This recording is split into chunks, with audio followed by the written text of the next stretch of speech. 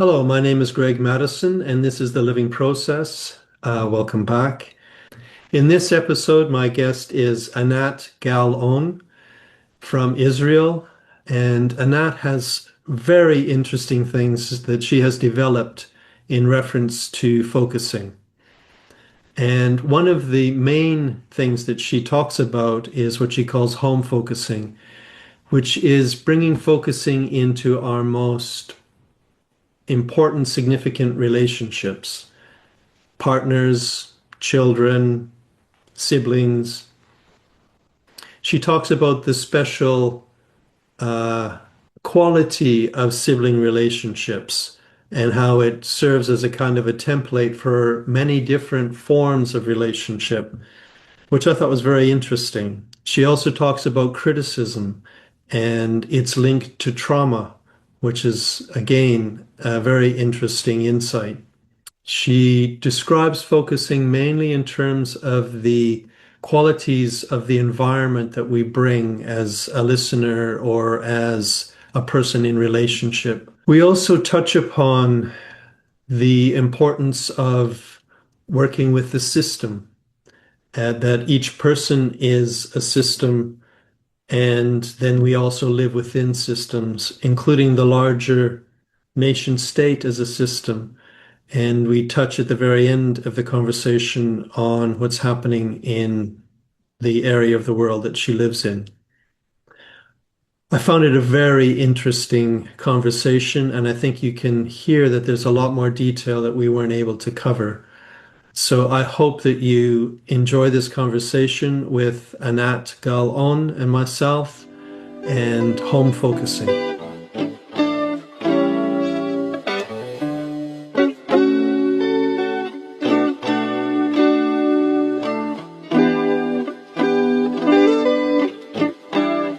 Hello, welcome back to The Living Process. And this episode, I have guest Annat Gal On.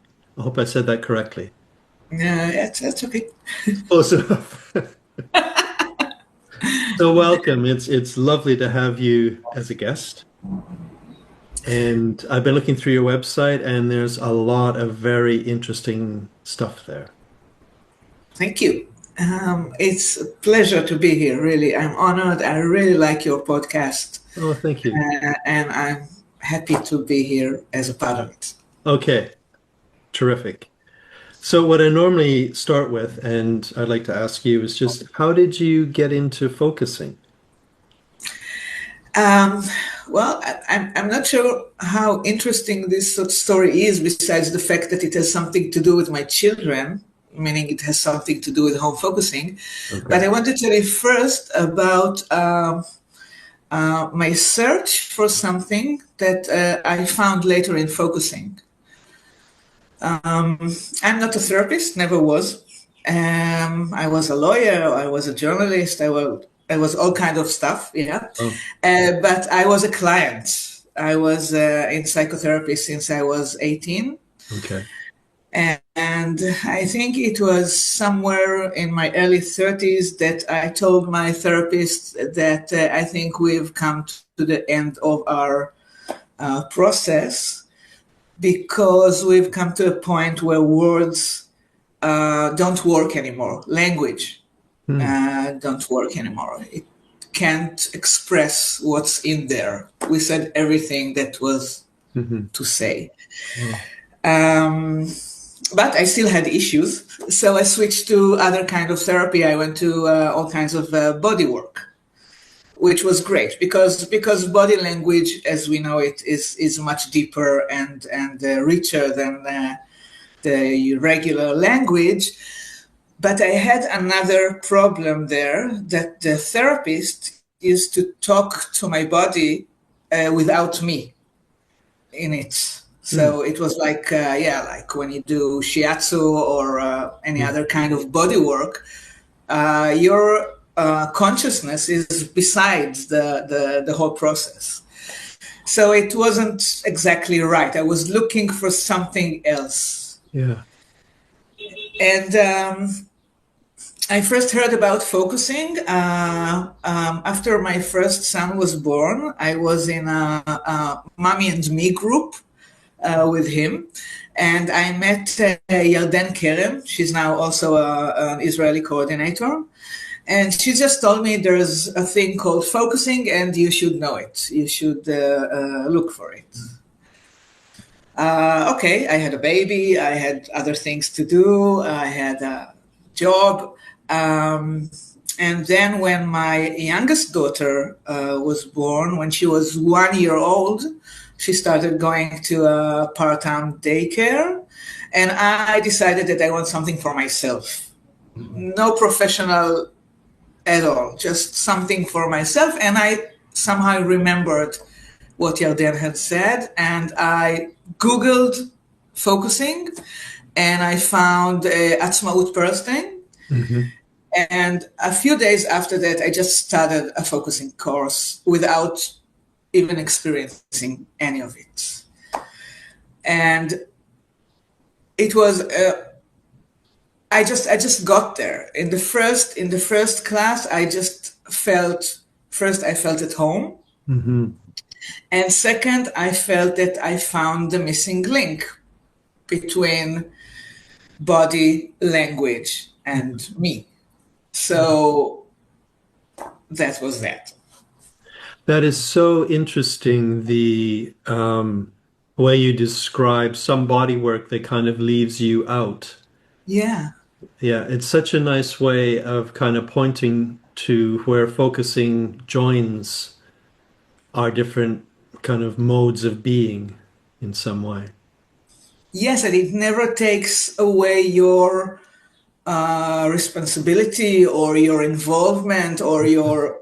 Yeah. It's always, yeah, it's me. It's nobody does it for me or to me. Yeah, exactly. You participate fully. Fully, Yeah. yes. I'm in charge. Yes. Well, I don't know if you're in charge, but maybe. Well, yeah, I'm like the landlord. I'm yeah. Anyway. Yeah, okay. Yeah, that's a good way to put it. So for in some way you continued, and I'm curious what led you to your specific interest in home focusing. Yeah. Yes, I continued. It was fascinating. I still didn't think I will ever do it as a profession or something, but continued to study. In Israel, I don't know how it is in the rest of the world, but in Israel, there are or the world back then in 2010, around, two schools, like the Gentling School and the Anweiser Cornell School. Okay. So Atzmaut was a student of Gendlin, so obviously she teach Gendlin. And I continued with Dana Genihar, which back then taught Anne Weiser Cornell. And so I found inner relationship, which was wonderful for me, and radical acceptance. And I really was connected to that too. Mm-hmm. And I continue to study with Israeli teachers, but also with teachers from outside of Israel, because at that time, Israel was quite a hotspot for a focusing teacher. And many teachers came to give workshops and trainings to Israeli focusers. So I had some whole body focusing with Glenn Fleisch, and Anne and Barbara came for the treasure maps workshop, and René Wechler came for children focusing. And actually, I think this was the most influential thing for me in the creation of home focusing. Because first of all, because when you talk about focusing with children, focusing is completely different. It has no, you don't ask a child to sit quietly, close his eyes, and get in for 40 minutes. It doesn't work. You just do it in the interaction. You go along, and it can be anything. It can be in words, in silence, in play. So it opened focusing for me. Yeah. But mainly, it changed my relationship with my children.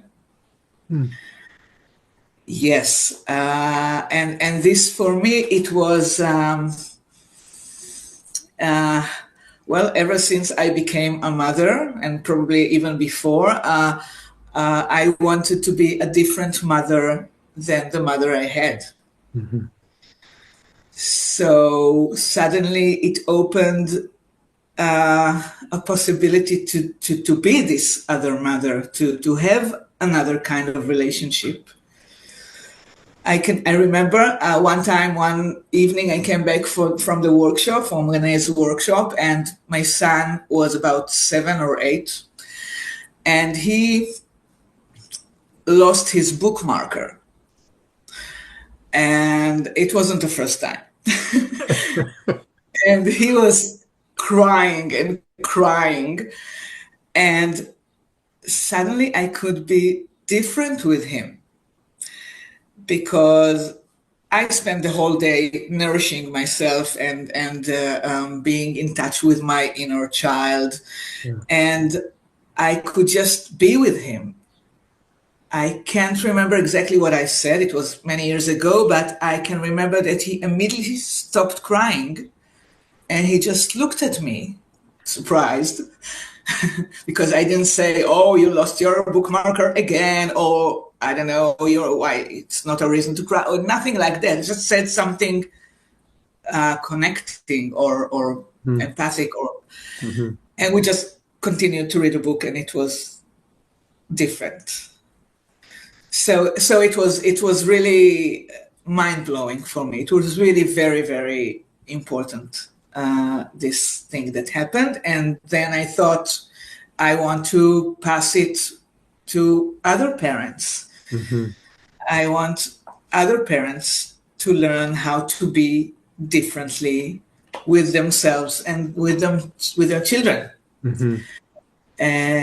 So the first thing that happened in home focusing was actually home focusing workshop for parents, non-focusers at all, which gave some kind of a short introduction to the whole thing, to focusing and to how to be with your children.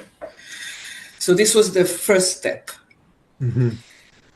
I'm just And yeah, let me just interrupt for a second. It's fascinating. I don't really want to interrupt, but I want to just ask.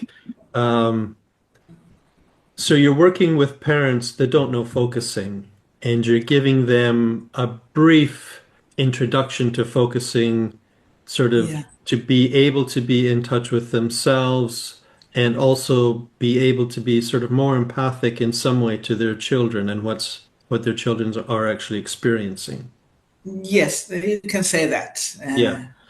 Yeah. And I'm really curious how you did that because you're not introducing focusing, I assume, as kind of the traditional practice of kind of like a dyad or even focusing on your own. Somehow you're introducing it already in the conversation or something. Is that right? Yes, that's right. For me, focusing is like an attitude. It's Yeah. something really wide. Hmm. So the principles just want to grab uh, uh, our ability to be with ourselves, or the fact that we are not one, that there are several things in us, and what happened when we just before we go outside, we turn inside and just acknowledge what's there. Hmm. Because you don't have to know focusing as a whole. I mean, afterwards, I'm teaching focusing as a whole, but it's enough to be able to connect yourself in order to connect to the other, to the child or to the spouse. It's really, and it's coming really naturally Yeah. somehow. It's like something that we said, oh yes, this is how it's supposed to be. Hmm. So So yes, I wrapped it in 4 days of workshop that just gave the essence. Mm-hmm. And of course, I told in advance that it's not that there will be a huge change and everything will be okay, but small things like pausing before I answer or before I ask something, or being able to bring, we'll talk about that probably, curiosity to the child is already a lot. Yeah, these kind of micro sensitivities that can be built into everyday interactions. Yes, yes, yes, something like that, yeah. Yeah. So I'm curious of what happened next. So what happened next is I studied family constellation, systemic constellation, which was just a perfect match with what I was already doing. Mm. And then 2014, I did two things. First of all, I started working with couples, which until this day is my favorite kind of work. And second, I built a home focusing basic course, which is 18 weeks, and it's about focusing as an inner relationship. It's teaching how to be in partnership, and it's about close relationship, how to bring focusing qualities or attitude to our daily life, to our daily interactions and relationships with our most closest people.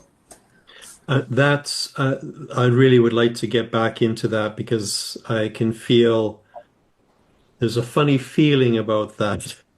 Okay.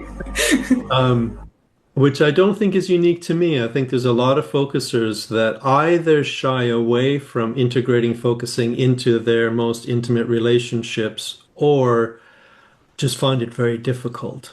Yeah, So it is difficult. it is difficult. So I'd really like to talk about that. But Yeah. I want to first go back to the family constellations. I'm curious what made you want to integrate that and what did you get from it? Well, first of all, when I met Family Constellation, I realized that I'm already doing some of it. Okay. So it was already in there. Mhm. But maybe, do you think I should explain a little bit about what is Family Constellation before I Yeah, I think that would be helpful. Just a little introduction. Okay, okay. So for me, family constellation and focusing are like siblings. Okay. This is my favorite relationship, by the way, siblings. I'm an only child, so Okay. uh, they're very much alike, and they just broadened to different directions, but they are in their basically the same.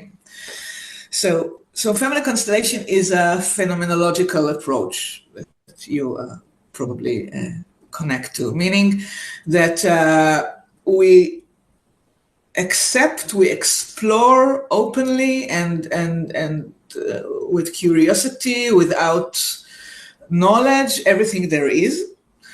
And we say that everything belongs to the system. Everything is relevant. Every phenomenon that there is in the system is relevant. We don't dismiss anything. Okay. And we want to accept it, which is really like focusing.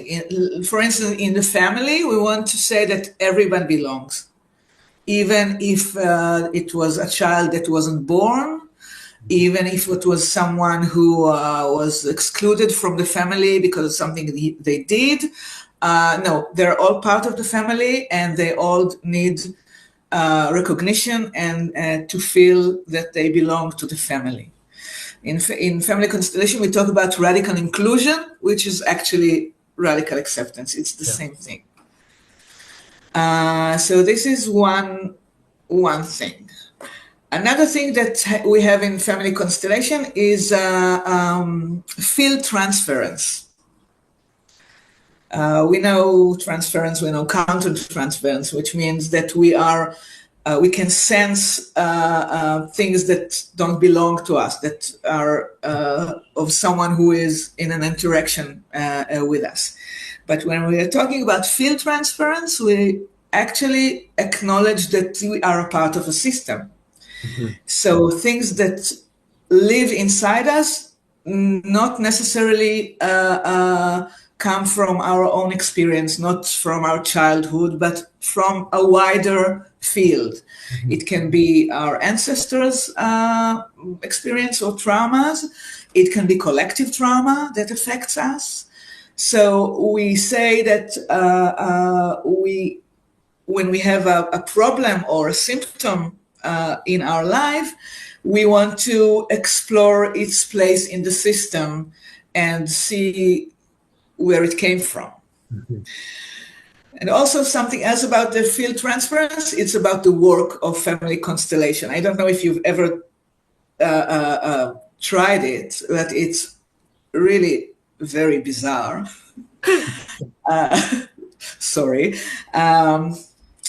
The actual work of it's one kind of work of family constellation, but the actual work is with the representatives. Mm-hmm. Okay? People that come to the session and represent parts or people in the issue holder's mm-hmm. life or family. Mm-hmm. They don't know anything about the person or the story or the family, but they can sense it in their bodies. Mm-hmm. And this is how the constellation is developing with the representatives. So it's manifested by using a group of participants. Yes, a group of participants that all they have to do is body work. Mm. All they have to do is listen to their bodies, because once you enter the field, all the relevant information is already in your body. So it's, some people, it's really the sexy part of family constellation. And because, oh my God, it's so my mother, oh, it's so my sister. But really, it's I don't know, it's some kind of magic or channeling. Bert Hellinger, the therapist that invented family constellation in the 80s in Germany, he studied also from the Zulu tribes. So it's not just our Western neat approach, it's something else. Mm-hmm. But it's body work, like focusing. It's really, you don't have to know anything, you don't have to think, you don't have to interpret. You just, you just sense and express. So now I'm getting a sense of the connection to focusing. So let me just say it back to you to see if I'm on track. Okay. It sounds to me like the different participants that take on, represent the different people in the person's system. I've forgotten what you call the person who's the subject of the... we call him the issue holder. Okay, the issue holder, yes. Yeah. The question I wanted to ask is, it sounds as though when you become a representative in that person's system, even though you don't know the person or anything that they lived through, somehow, if you tune into your body, you're actually tuning into that whole environment. Yeah. And you can find your body sort of manifesting within you in some way the process of that person you're representing. Exactly. And you end up doing very uncanny things as though you know that person really well. And of course, you don't know them. As you are this person. As though you are that person. Yeah. So that's a very uncanny. But the connection to focusing I'm making, and I want to check with you, is it's almost like you take the focusing process, you elaborate it a little bit more, and you externalize it. So it's like it's out in the room, represented by all of these different people who somehow are acting out the different parts of you in a sense. Yeah. So instead of it being an internal process, it becomes much more visible and lived out with other people. Yes, that's right. That's right. Yes. Yes, and actually this is when I work with focusing, a lot of times I do it externally. Okay. Not just by people, but also with object or small. It's. I think we'll get to it in a few minutes. But yes, the externally it allows you to look at the system. Mm-hmm. Okay, you're not just in here like trying to see what's hiding what, but you can also look at the system. Yeah. And the system is important. Yes. And I want to say another thing that in my work in home focusing, well, sometimes I do family constellation sessions when we are stuck somewhere and when it feels like there's something more there that we want to explore a little bit deeper or wider. But mainly it's the systemic approach that is in home focusing, because we are systems. Mm-hmm. Okay, meaning that my inside is a system, me and all my parts. It's a system, yeah. And I can, let's say you want to write a book, okay? If you just want to write a book, go ahead, write a book, no problem there, right? But sometimes you find yourself asking your focusing partner to focus about your wanting to write a book, because it's not the only thing there, right? There is something else there. Mm-hmm. So we want to say that there is you, and there's this part that wants to write a book, and there's this part that doesn't want, or afraid, or delayed. So we have a system, we have a triangle. It's not one thing, right? It's always more than one. If it's always more than one, then we have a system. Then we can look at it as a system. Yeah. And a system has, I think this is the one thing that family constellation added to my focusing. A system has order. It's one of its components. Once you don't have one, but more than one, there is order, and it's very simple order. It's who came first, or everyone belongs. It's not like something very complicated, but the order matters. So if we're dealing with the family constellation, what we'll do is we'll go back to our ancestors, find where the order was breached, and do something there, which is mainly acknowledgement. Yeah, we can say something like, I'm your mother, you're my child, and oh yeah, this is it. So also, like focusing, acknowledgement is a huge step. You don't have to analyze anything. Yeah.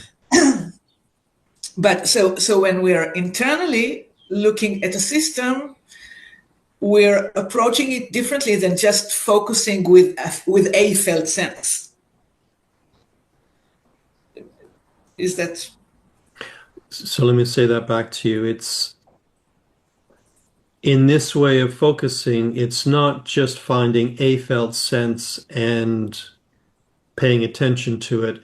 It's paying attention to the whole system, because typically you find more than one part in there.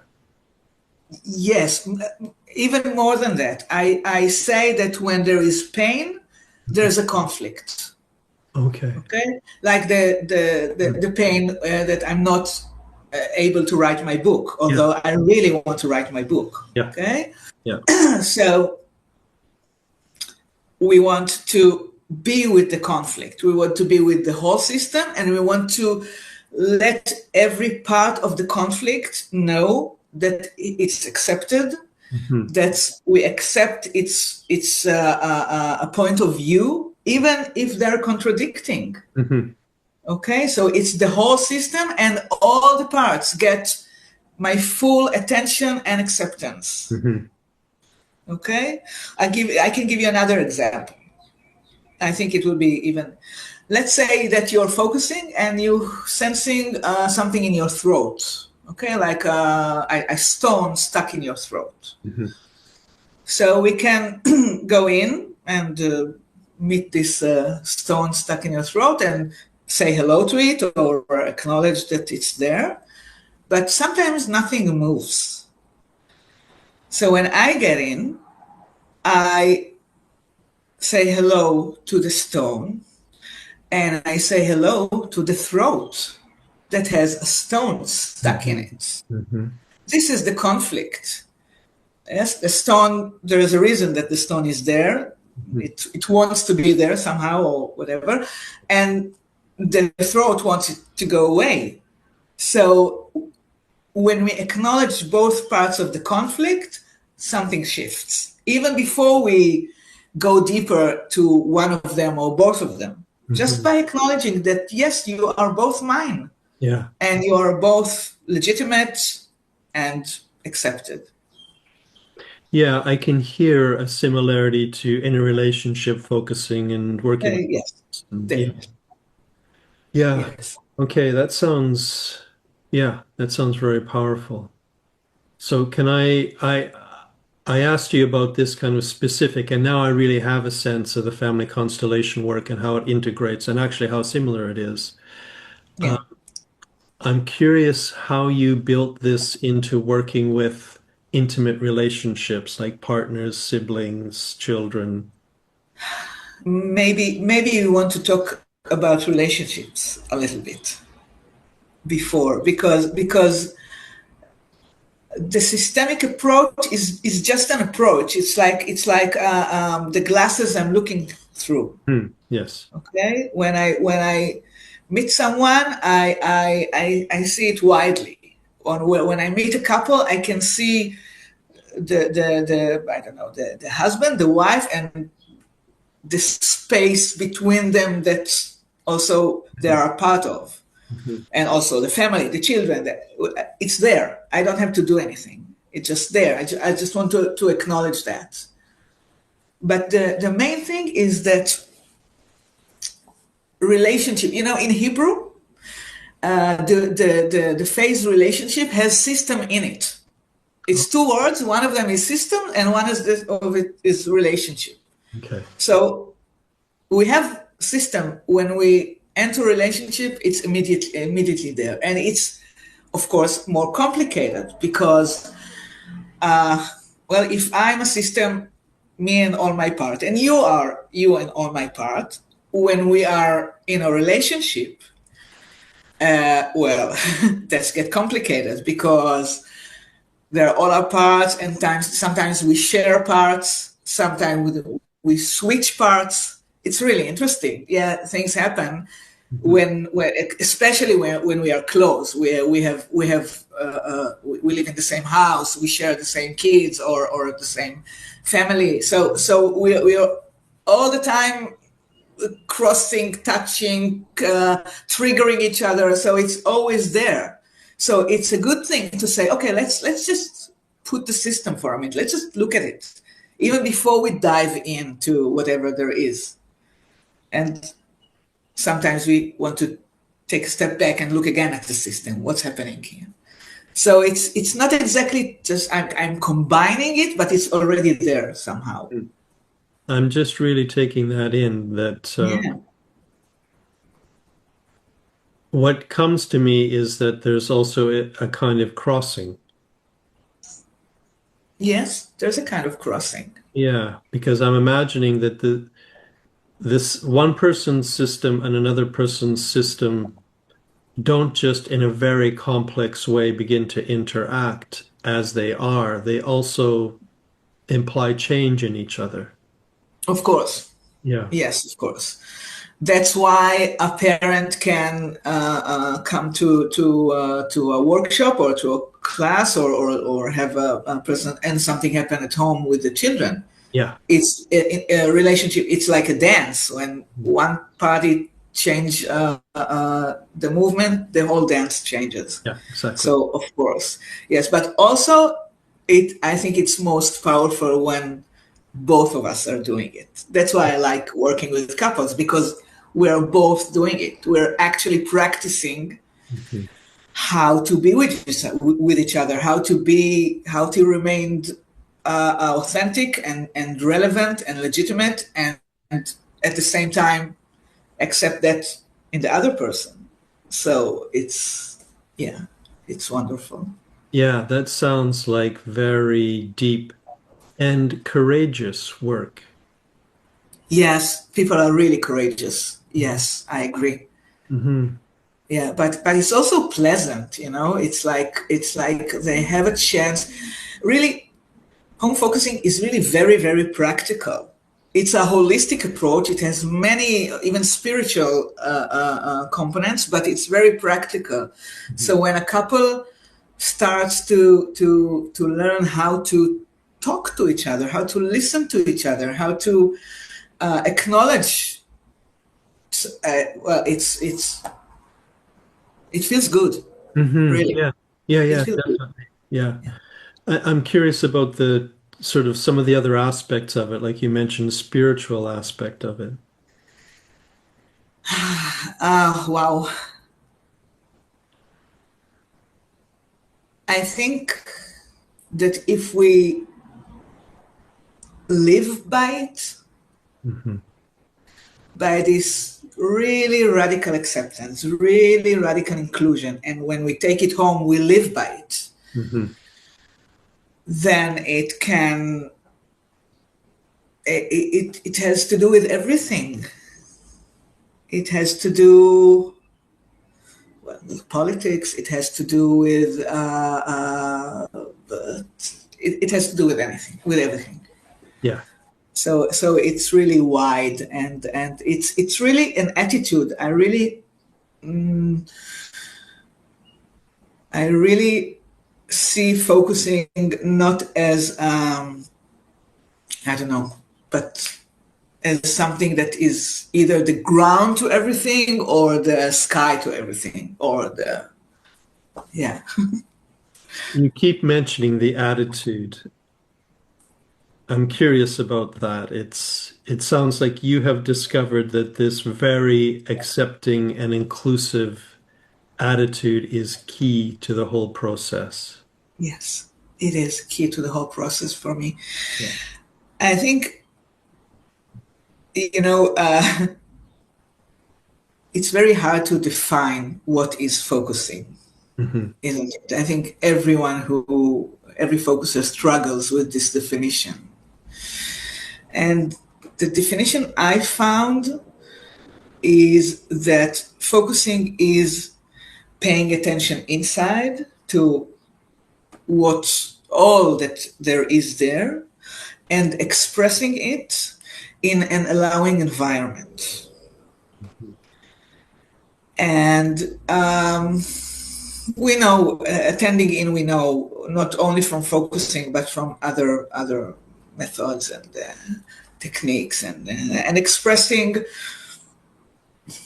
Yeah, well, expressing is also pretty natural to us, although we usually express in words and we can express in other ways.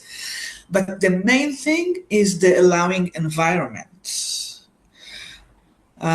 This is what Anne and Barbara are talking about in Self in Presence regarding our inner system, right? I want to be open. I want to be curious. I want to be have no expectations, no knowledge when I turn inside. Mhm. Also, we do it in partnership, right? I'm an allowing environment to everything that my partner brings. This is my job. This is what I do. But can I be an allowing environment for my children, for my life partner, for people who think differently than I and trigger me by their opinions? Mhm. Uh, all kinds of situation where it's not so easy to be open and curious. It's not so easy to come not knowing to a child I'm raising for 20 years. I know everything about them. So, but I still want to be not knowing and curious when I talk to them, when I approach Yeah. my children. It's the children is really so easy to understand how difficult it is because we own them. They're mine. They're my children. No, they're not. There are people really very interesting and unique, and it's wonderful. You know, people always complaining about teenagers. I love this age. It's amazing with my own children. Yeah, it's amazing. It's so interesting. They are such interesting people, so different than me, and also not different. So this allowing environment is how I want to live. It's not just what I want to do or what I want to be for my clients or for my children. It's the way I want to live. Yes. So And this is as I listen to you, because of the different situations you're describing, I'm thinking this is something that you bring. You bring this attitude. You also bring, you're not sort of emphasizing it now, but you also bring a knowledge of the importance of the body. yeah, Yeah, and but also a slightly different maybe meaning of body. It's a bit when I talk about the body, it's also a bit wider. yes. I mean, a lot of times we say, well, you're thinking too much. Don't think. So go to your body. Mhm. But well, our head is connected to the Yes. body. So I refer to the thoughts or voices or whatever as parts. Okay, Yeah. they're also so there's something in me saying this and that, and it's important because I really can't work with the body as itself when I'm in relationship when I'm Yes. not with focusers. It's something else. Well, that's what I'm curious about because the person you're relating to may know absolutely nothing about focusing and may not be anywhere near the kind of attitude that you're emphasizing. So Yeah. how do you navigate that? People that may even have a kind of a antagonism towards the openness and the sort of welcoming and I think no one will have. Uh, uh, I think everybody feels good when you're open and accepting. And well, the exception that I would immediately think of okay, that might be an exception is if you are genuinely, and I don't mean that you're kind of sneakily trying to get your own way by employing an attitude that you think is going to be more clever than what the other person is expressing. But if you're genuinely open, like you're describing, that the other person can at times not know how to respond to that and be a little bit defensive, or you're just trying to use that focusing stuff on me, or you're just trying to psychologize me. Things that sometimes come out if people feel, the language. like like like if if you're talking like that with a friend, they Yeah. will. Are you now being a therapist or Yeah, something? yeah, that kind of thing. Just because there's something in the approach and maybe even some of the language that they can hear there's a difference. Well, you know what? I think what the secret is.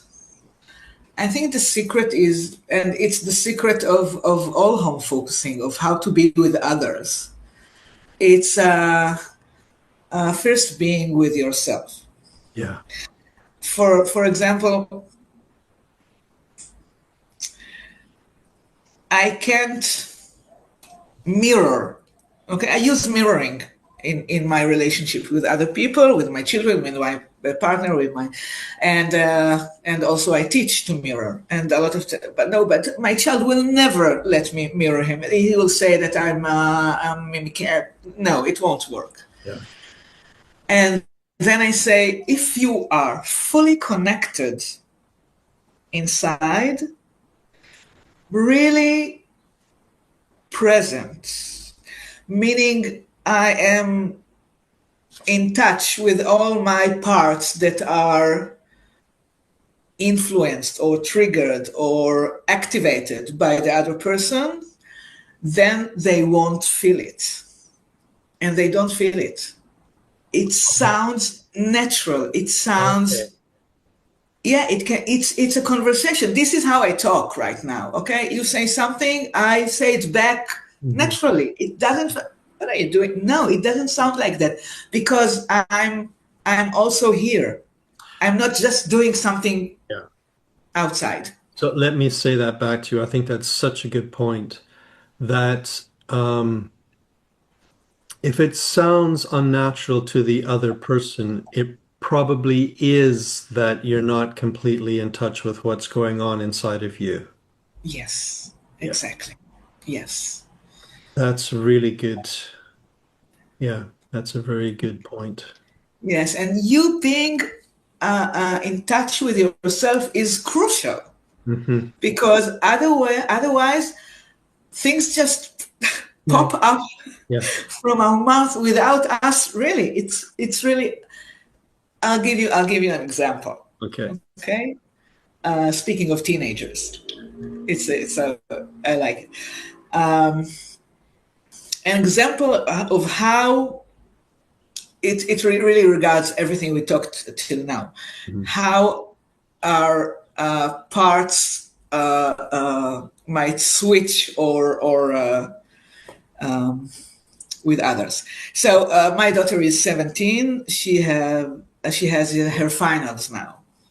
Okay, so let's say I know she has an exam tomorrow, and I get into her room and I see her in TikTok. That's what teenagers do. And well, I can, of course, naturally, I would say, why aren't you studying? You have an exam tomorrow, right? This is, well, I have to, well, and also this is very important because parents a lot of time feel that they have to do something. Yeah, to it's not push like this, but it's Mhm. push, educate. Yeah. But if I pause for a moment, and first I acknowledge my issues with exams and studying and not studying, Mhm. and second, I acknowledge my worry for her. Mhm. Okay, that if she won't study, she won't have good grades, she won't be successful, she has bad life, she will be, I don't know. It's really very fast. It's going very fast, and it's always there. Yeah. I won't say that. I won't say why aren't you studying? First of all, because why is criticism. Mhm. The mere question why. We don't use why anymore. No, we don't. But second, because she's a smart kid. And she also have two parts. A part that wants to study and succeed and be whatever she wants to be, and a part that wants TikTok. Mhm.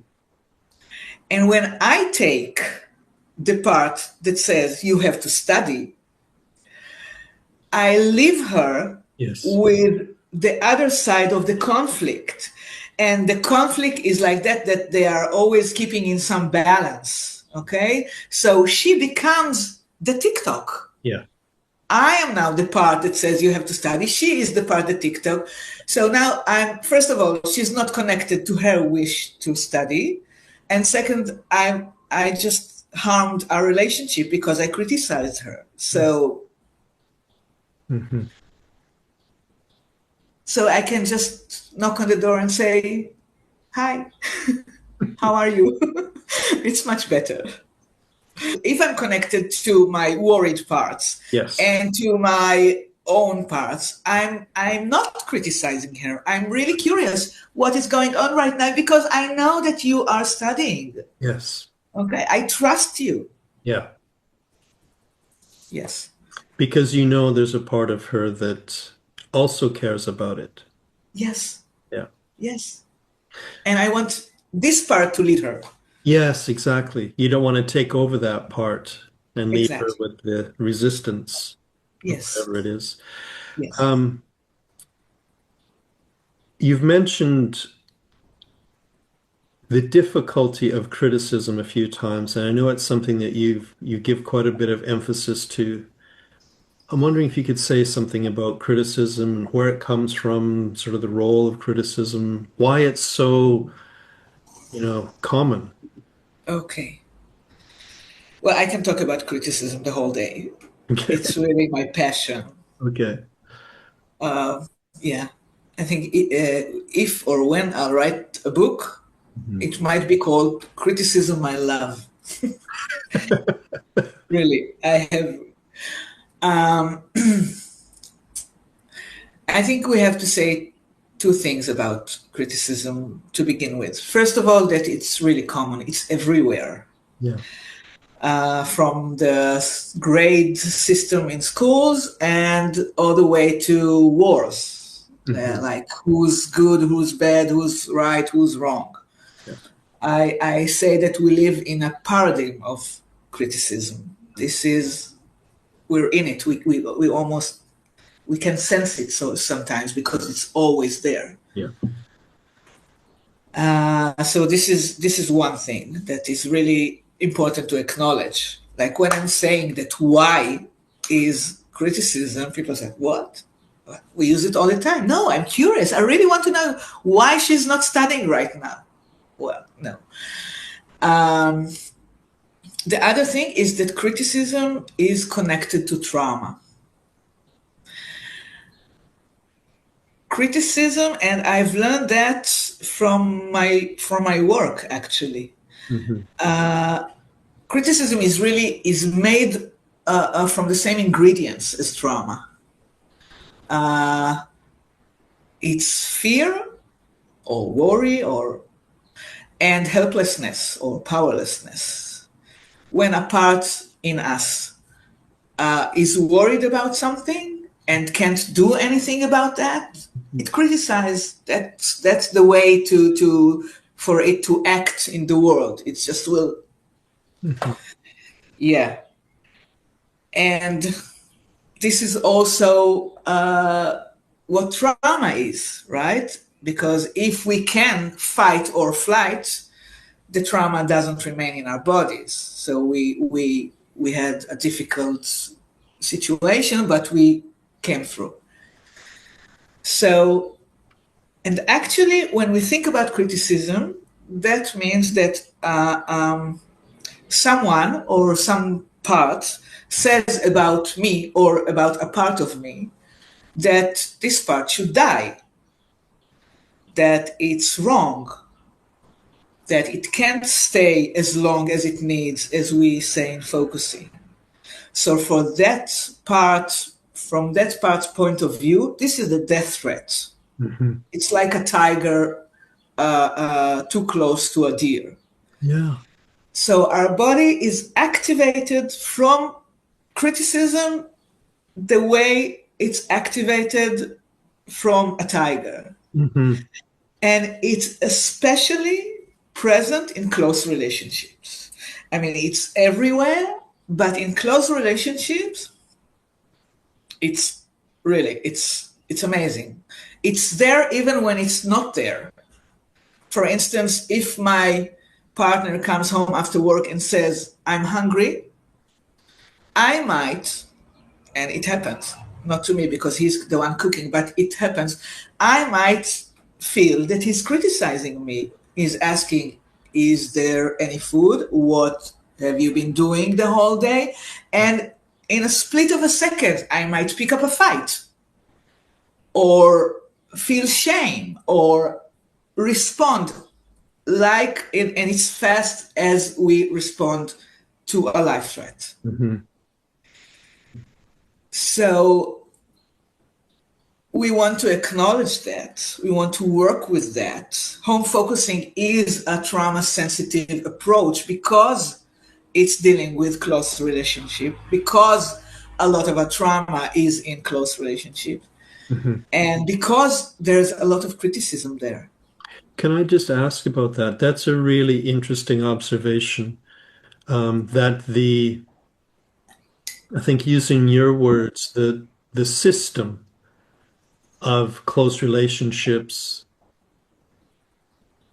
so often is a critical system, Yes. a system of criticism. I'm curious, why do you think that is? When you would think, in a close relationship, it would be this, the whole point of it is to have this safe harbor where you can really be yourself, really connect to someone, really mutual support and love. Yeah. Yeah. No, it should be, yeah, and we're working on it, really. But uh, two things come to mind when you ask that. Yeah. First of all, well, transgenerational transfer. Um, I work with all kinds of ages, from, I don't know, people in their 70s and 80s to children, and I think our parents, I'm talking about us now, uh, uh, were critical. Their parents were even more critical because it has something to do with survival. Mhm. Yeah, and the more you go back, people were in survival mode. Yeah. Interesting. So so we are the fortunate ones because we can make a change, we can make a difference. We don't have to carry on the critical system. We can do something else. But I think it was just natural when you were 17 and sorry, I'm talking about you, but and your father came into your room. There was no TikTok, but he would say, "Go study, because otherwise you will be nothing, Mhm. because you have to survive." And his father probably, I don't know, maybe even hit him in order to make him study. So it's like something we got from back then, and criticism as trauma work like a vortex. The movement, it's very fast and it's sucking everything in. It's very hard to stop it. Mhm. So if we don't pay attention, we're in it. People are Yeah. transferring the criticism to their children all the time. That's the way we do it. We punish or we, Yeah. yeah. I guess I'm thinking that the criticism is, if I understand what you're saying, the criticism is um, a response to trauma, and the criticism also generates trauma. Yeah. And part of the trauma it generates is this shame that is so unbearable that it needs to be somehow projected onto the other. Yes, it can be shame, it can be guilt, it's all kinds of criticism, but it's mainly, yeah, it's like it's thick. Yeah. It's like, you Yeah. know, Mm-hmm. so it's everywhere. In Mm-hmm. order to not live in the paradigm of criticism, you really have to acknowledge that and do something actively. Mm-hmm. Otherwise, you sucked in. Mm-hmm. But it's also interesting what you've said is almost like there's an evolutionary perspective here that we live in a time of human development where we're on the edge of being able to choose differently. Yes, yes. We're on the edge. I think we're already there. But still, if you look at many approaches, criticism is criticized. Yeah, definitely. Yeah, Yeah. that's the movement of the vortex. Yeah. Yes, you're criticizing me, I'll criticize you, or someone else will criticize you. So we have to get rid. I think when I studied focusing, my teacher told me that Gentling said to the critic, Yeah. "Yeah," Yeah. and I said, "What? No way! It's also a part of me. How can I be with the criticism and not hmm excluding it from the system, hmm but making a change by accepting it?" So I'm curious how you do that. Like, have you developed ways of working with the critic? Yes, first of all, I do follow Anne and Barbara. They have a way of working with the critic, so it's really working. What I expanded it a little bit to working with criticism in relationships. Yeah. How do you do that? Whoa. First of all,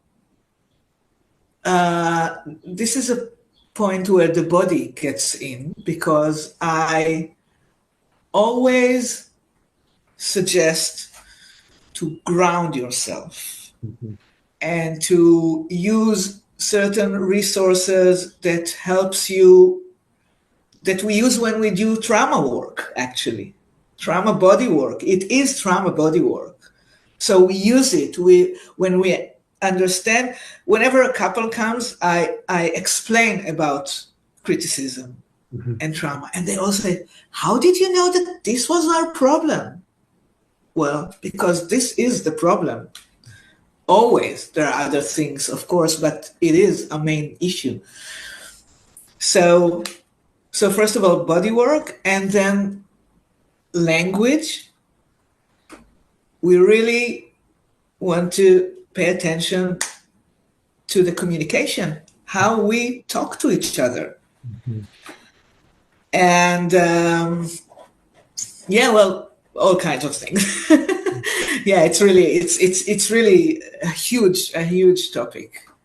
Yeah, that gives me a sense of kind of where it goes.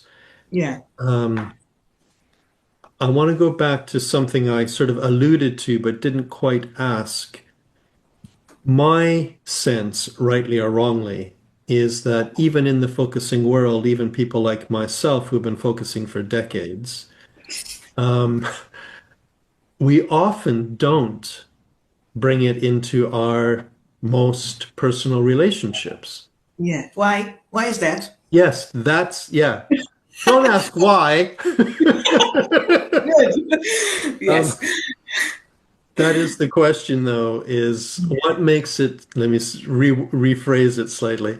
What makes it so difficult that even experienced focusers often can't find a way of integrating focusing into their, or maybe it's not right to say integrating focusing because we can't make somebody else become a focuser.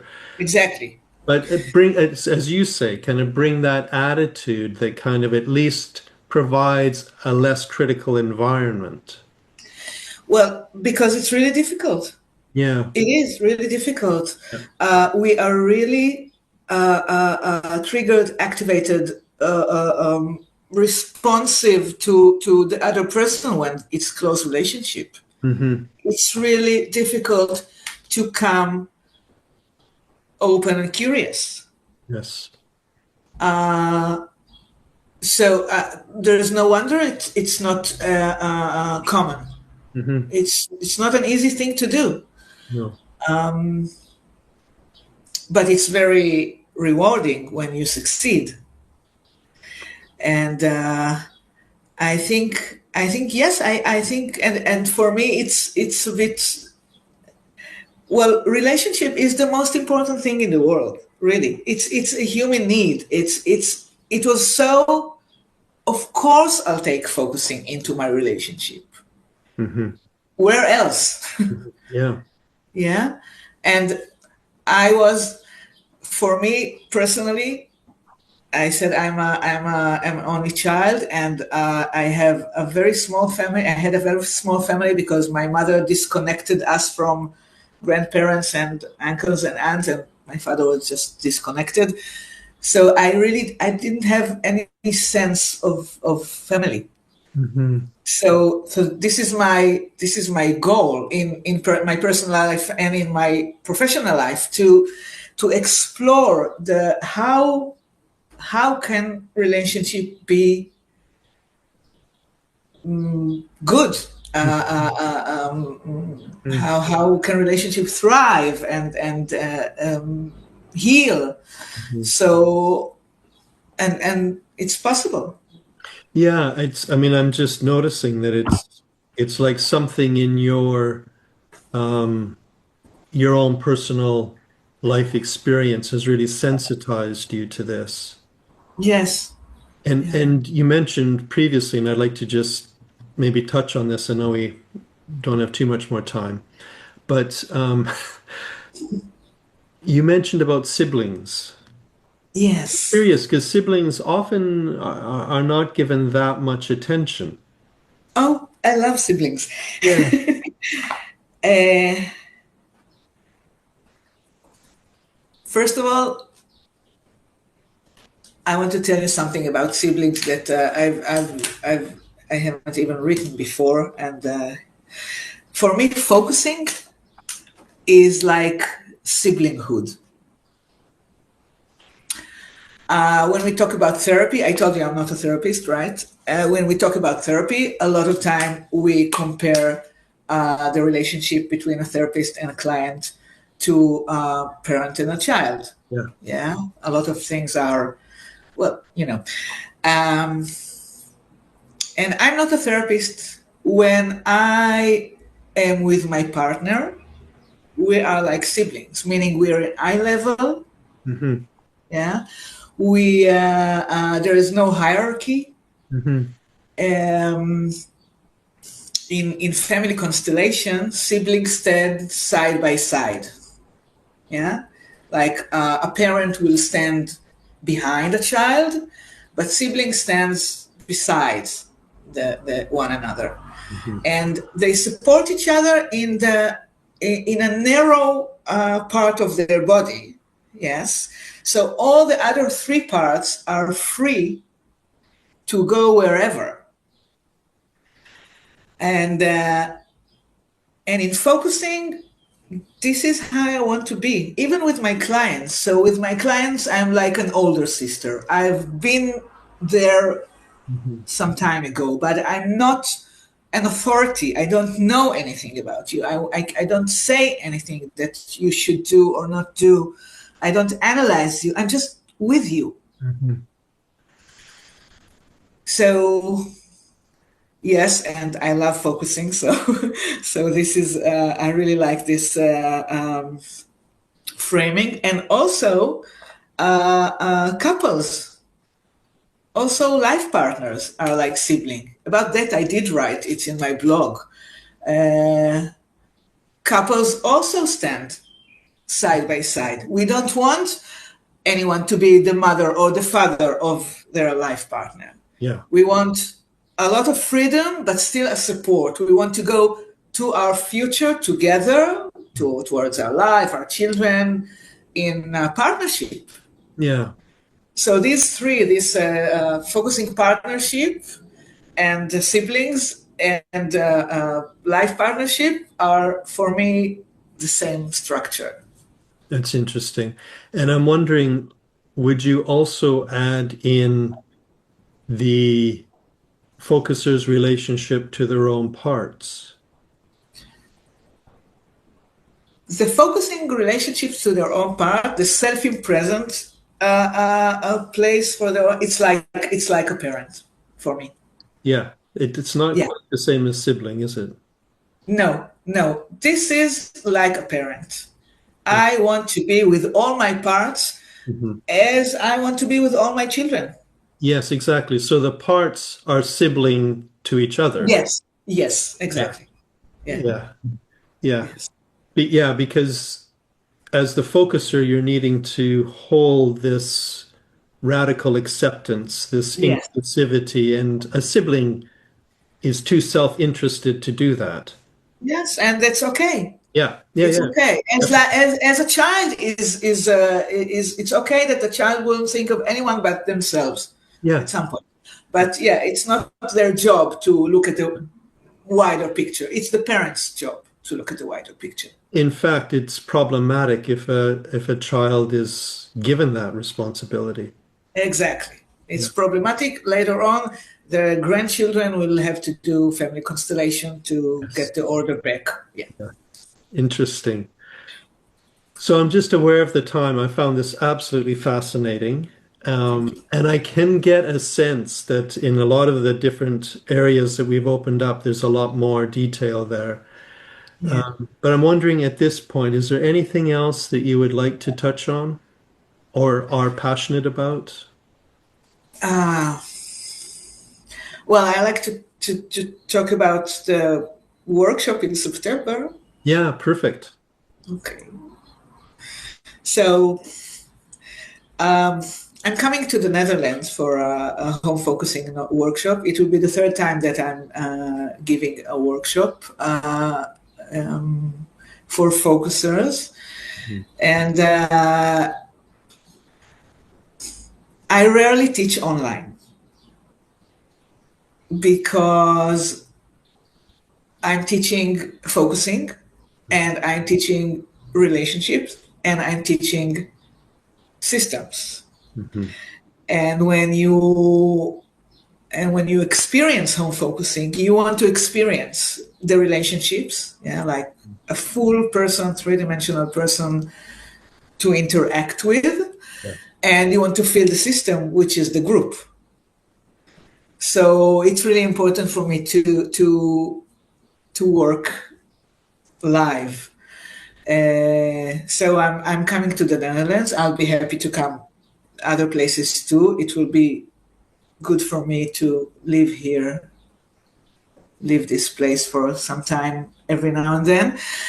And the topic is wanting, which is also a fascinating topic in focusing in general because wanting is the has the life forward energy. It's what moves us forward, also it's very complicated in relationships because it's very strong and it really brings up very strong fears, other wantings, yeah, all kinds of things. So we really want, in order for our life to move forward, we really want to see how we can cope with all of this, how we can express our wanting in close relationship. Even that is really difficult, right? Should I say? Should I ask? Oh, it's so frightening to ask everything. So yes, so this is Yeah, yes. that's fascinating. I mean, it sounds like a fantastic workshop, and it immediately makes me think of how many relationships come to an end with that phrase, I guess we just wanted different things. Yes, yes, yes, As though that's just it then. That's the conclusion. It's we're incompatible. yes. I want to say another thing. I Okay, don't know how we do it. sure. Um, well, Chandling talks about interaction, and I'm talking about relationship. Yeah. And relationship is actually an ongoing interaction. It's a living process, if you like. It's Yeah. something. It's an interaction that's in a system that is a system.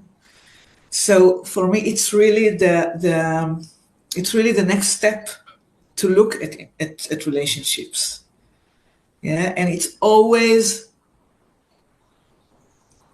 it's mostly what we focus about, right? I remember you when you were talking to Anne and Barbara, you said that most tangles involve someone else, and most tangles involves someone else who is close to us because these are the most important people. So yes, so let's do it. Let's not keep focusing inside, but also bring the focus and way to Mhm. the actual outside, to real life, not just to, okay, yes, I can say, no, just how to be with each other. Yes, I really appreciate that and resonate. Yeah, that it's a way of living, it's a way of It's being. It's not something exactly, you just do in 30 minutes with a partner. exactly. It's a way of living, it's a way of being. It's a way of being with, which Yes, is focusing. Yes. exactly. I totally get that. Yeah. Can I just ask one last thing? Um, I'm just aware that where you live, it's not the easiest place to live in the world at the moment. Yes. Yeah. And I'm thinking the way you're talking about systems, we've been talking about families, but I'm wondering, do you ever think even in larger scale than that? And Yes. how does it change your way of kind of maybe understanding sort of conflicts and, as you were saying earlier, criticisms, right and wrong sort of positions and a Yeah. larger scale? Um, yes. So it does. Uh, um, I can say maybe that first of all, I think the whole thing with trauma and criticism, and perhaps even the whole motivation um, to heal relationships, probably comes from the fact that I was born and raised and I live in Israel. Okay. This is a trauma-struck region. Yeah. Uh, the land is yeah is bloody, and uh, almost all of our ancestors suffered from other kinds of traumas. So it's really, really very deep here, and I can sense it. I can sense it in the air, in how people behave, how they drive, how they talk. And yes, it has a lot to do with trauma in general, and of course, the past year and a half or so, it's even worse. And I have a post in my blog about collective trauma and criticism, and I really think it's fascinating to see how, when there is a trauma in the field, people are getting divided, Mhm. hating each other, willing to kill each other even. People at the same, even from the same, I don't know, nationality or religion, and of course people who are in different sides of the border, and it affects the whole world. The whole world is watching and identifying with one side. So yes, it explains phenomena in a very large scale. Mhm. And personally, it's really hard to be here. A lot of shame, a lot of guilt, a lot of fear. Mhm. It's rough. Yeah. Yeah. Yeah. Thank you for sharing that. I think it's important for the rest of us to hear um, what it's like to be a person living there. Yeah. Yes. Thank you for asking. Hmm. Okay, well, I've really enjoyed this conversation. Me too. Yes, Eventually. yes. I was really worried. I was really anxious. Yeah, yeah, no, it's really, really thought-provoking. Thank you. Thank you. And we'll include the information about the workshop in the Netherlands so that people can find you and also your website, because I think you're doing very interesting work. Thank you. Thank you. Bye for now. Bye, Greg. Thank you. Okay.